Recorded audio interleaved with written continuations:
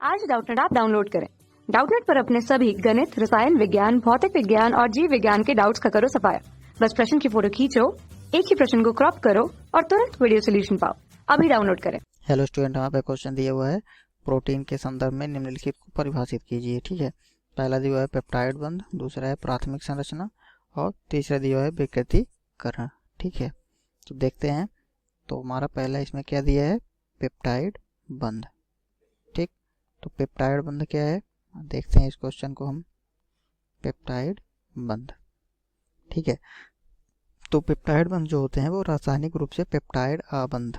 तो पेप्टाइड आबंध यानी कि COOH समूह, ठीक है, COOH समूह तथा किसके, तथा सिंगल बॉन्ड NH2, ठीक है, NH2 समूह के मध्य बना एक आबंध होता है। तो इन दोनों के मध्य जो बना एक मध्य बना आबंध होता है, इसी को हम क्या बोलते हैं, पेप्टाइड बंध बोलते हैं।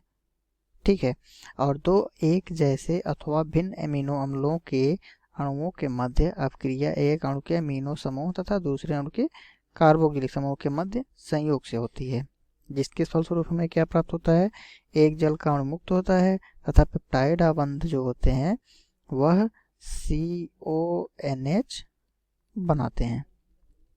क्या बनाते हैं वो, CO और NH बनाते हैं। चूंकि उत्पाद दो अमीनो अम्लों के द्वारा होता है, ठीक है, अतः इसे हम क्या बोलते हैं, डाइपेप्टाइड बोलते हैं। ठीक है, जो उत्पाद प्राप्त होता है वह हमारा कितने अमीनों के द्वारा बनता है, तो वह दो अमीनों के द्वारा बनता है, दो अमीनों के द्वारा बनता है। तो इसी को हम क्या बोलते हैं, डाइपेप्टाइड बोलते हैं, डाइपेप्टाइड। ठीक है, तो हम जैसे इसका उदाहरण देखते हैं कि जब हम ग्लाइसिन का कार्बोक्सिलिक समूह और एलेनिन के एमिनो समूह के साथ संयोग करते हैं तो हमें एक डाइपेप्टाइड और ग्लाइसिल एलेनिन प्राप्त होता है। ठीक है, जैसे हम देखते हैं H2N CH2 single bond COOH। ठीक, तो जब ग्लाइसिन का क्या होगा, हमारा एक कार्बोक्सिलिक समूह है, ठीक है, और प्लस हमारा क्या है, एलेनिन के एमिनो समूह, तो एलेनिन का एमिनो समूह तो हमारा plus H2N single bond CH और ये CH3 COOH। ठीक है, तो जब यह अवक्रिया करेगा, ठीक, तो जब यह अवक्रिया करती है तो हमें क्या प्राप्त होगा, यहाँ पे H2O। ठीक है, तो हमें यहाँ पे पेप्टाइड बंध प्राप्त होता है। पेप्टाइड बंध हमारा क्या हो जाएगा, H2N सिंगल बॉन्ड CH2 और सिंगल बॉन्ड CONH। ठीक है, तो हम देखते हैं कि हमारा किस में टूट जाता है, CO और NH में बनाते हैं। ठीक है, और सिंगल बॉन्ड क्या हो जाएगा यहाँ पे, तो ये सिंगल बॉन्ड CH और CH3 और COOH। ठीक है, तो ये हमें क्या प्राप्त हुआ, ये पेप्टाइड बंध और ग्लाइसिल एलानिन। तो ये पेप्टाइड बंध हमारा कौन सा हो गया, ये हमारा क्या है, पेप्टाइड बंध, और ये क्या प्राप्त होता है हमें, ग्लाइसिल एलानिन। ठीक है, ग्लाइसिल एलानिन। ठीक है, तो यही हमारा क्या हो गया, पेप्टाइड बंध। अब आगे बढ़ते हैं। दूसरा हमारा क्या दिया हुआ है, प्राथमिक संरचना। क्या दिया हुआ है, प्राथमिक संरचना। तो हम लोग बात करते हैं प्राथमिक संरचना क्या है, प्राथमिक संरचना। ठीक है, तो प्राथमिक संरचना क्या होती है, तो हम देखते हैं इसको। तो प्रोटीन में एक अथवा अनेक पेप्टाइड श्रृंखलाएं, कितना, एक प्रोटीन में एक अथवा अनेक पॉलीपेप्टाइड श्रृंखलाएं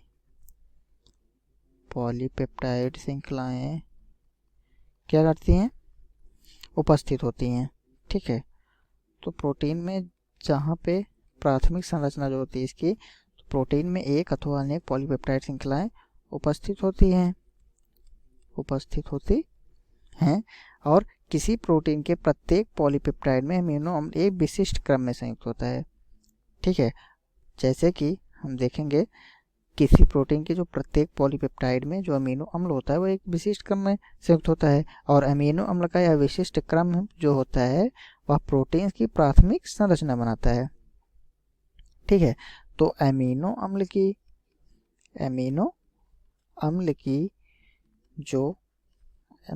की विशिष्ट क्रम की संरचना, विशिष्ट क्रम क्या करती है?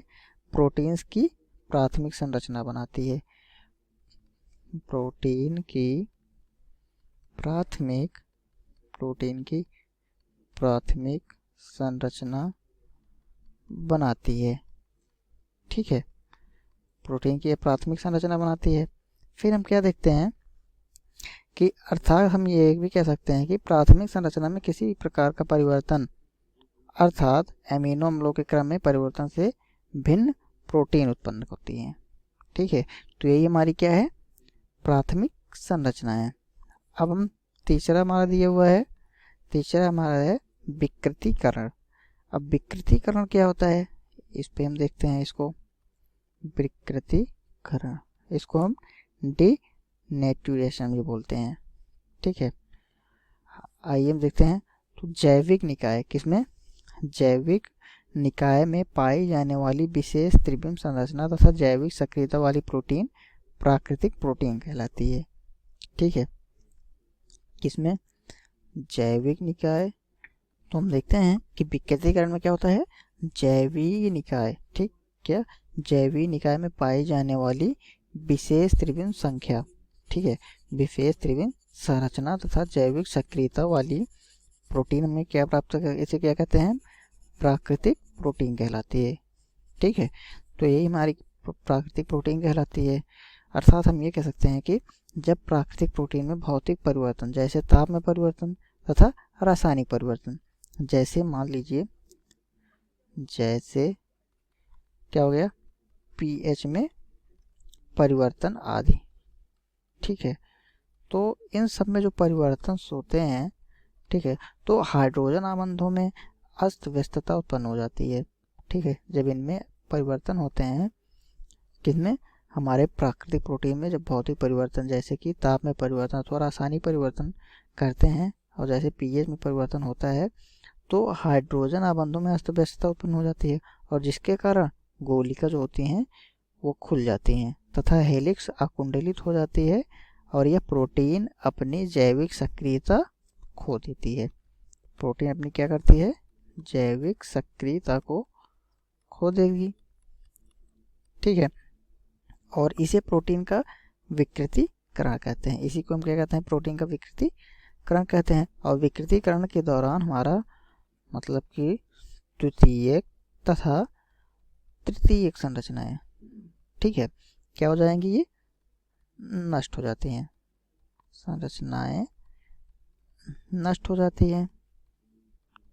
ठीक है, लेकिन जो प्राथमिक संरचना होती है वह क्या होती है? वह अप्रभावित रहती है, वह नष्ट नहीं होती है।